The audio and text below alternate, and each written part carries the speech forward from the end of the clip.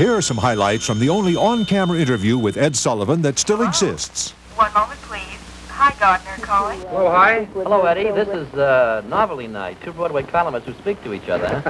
Huh? That is right. Is Sylvia with you tonight? Yeah, she's here looking very lovely and feeling very nervous. Oh, that's impossible. I'd like to chat with her after a little while. Eddie, did you find when you started, or even now, that other newspapers are reluctant to publicize you personally because you are a rival newspaperman?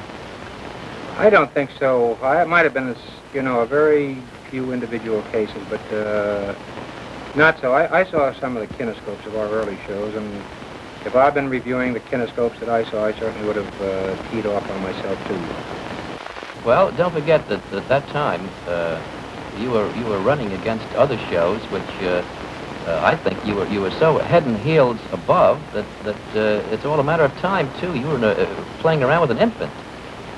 It was scary in those days because they always told you to work into the camera, They said to work to the camera with the red light on it. And not being a performer, the thing just petrified me. I looked into that iron monster, and if I had any, blood that hadn't coagulated before then, just looking into that particular camera. Now, notice the night we had Charles Boyer on. Boyer in the rehearsal said, Ed, he said, I'll give you the exact position I'll work. He said, I'll work to the left of camera. He said, you can set your lights there. And I noticed the same thing with Charles Lawton, with Fred Astaire and all of them. None of them ever worked directly into camera because they say it does have a chilling effect. Was that one of the reasons you looked so grim all the time? The Great Stone Face in 1948, and I've been defending my championship successfully ever since. Who gave you the name Stoneface? Merrill Panet over in Philadelphia. And it really stuck, huh? Uh-huh. Ed, how did you ever get that phrase? I mean, even coming from the part of the country that you do, the word show was never pronounced shoe.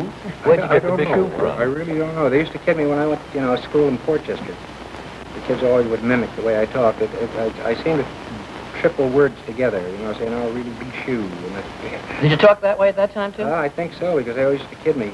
Well, Alicia, that proves again that you were completely natural. Yes, I always was, because I knew it was hopeless to attempt, to become a polished performer, or take diction lessons, or have my teeth capped or anything. Ed, I'd like to talk to Sylvia in a minute. May I?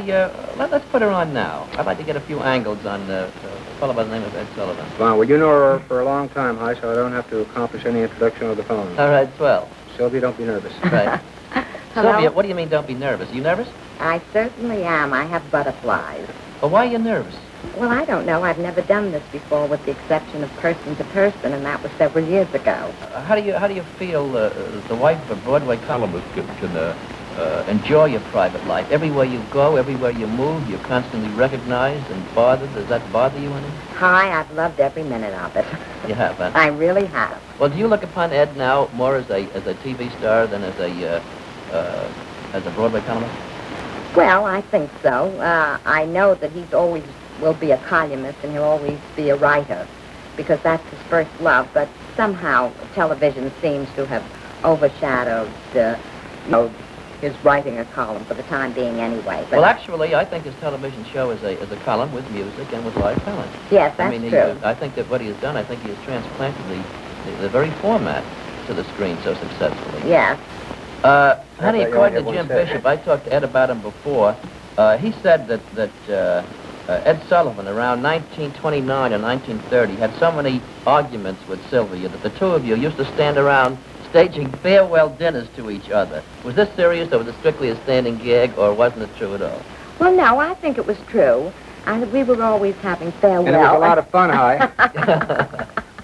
No, we were always... we couldn't quite decide whether we wanted to get married or not. And so we would say, well, next Monday night we will have a farewell dinner, and then we would reconcile and we would keep having them, and it was a lot of fun. I think it was just wonderful to have you on, and it's just a delight talking to you. Well, hi, I've enjoyed it. Thank you. Good deal. Let me talk with Ed now. Very Ed? well done there, girl. You said something about that girl being nervous. She was. She was very, very nervous. Was she really? Mm-hmm. Well, that's very sweet. It's a pleasure talking with both of you, and see you soon. Thank you, Hi. Good night now. Good night.